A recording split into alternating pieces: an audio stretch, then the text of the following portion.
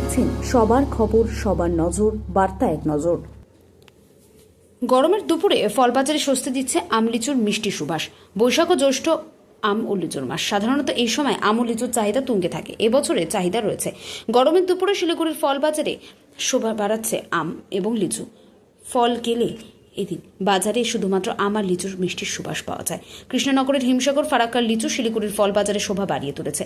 বাজারে পা রাখলেই দেখা মিলছে তাজা ফলের শাড়ি, আর সেই সঙ্গে বিক্রেতাদের ব্যস্ততা। প্রচণ্ড গরমে খানিকটা স্বস্তি এনে দিচ্ছে মৌসুমি ফল। আর এখানে শিলিগুড়ির ফল বাজারে আম ও লিচুর চাহিদা বাড়ছে। দাম কিছুটা বাড়তে থাকলেও স্বাদার গন্ধে মন জয় করছে এই দুটি গ্রীষ্মকালীন ফল। শিলিগুড়ি থেকে সজল দাশগুপ্ত, বার্তা এক নজর। গরম তো পড়ে গেছে, তো কেমন বিক্রি হচ্ছে আমার লিচু? বিক্রি খুব কম, খারাপ আছে বাজার। গরমে খাচ্ছে না। দাম কেমন আছে? দাম লেচু আজকে বাজারে বিক্রি হচ্ছে 160 180, আর আম বিক্রি হচ্ছে 50 60। আম কি কোথাকার আম? এটা কৃষ্ণনগর। এবার কি দাম বেশি আছে?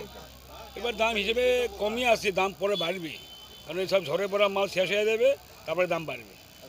আপনার নামটা? 25 কুইন্টাল। আচ্ছা, তো কেমন বিক্রি হচ্ছে আমের? বিক্রি হচ্ছে টুকটাক, সেমন একটা বাজার এখনো উঠে নাই আমের বাজার।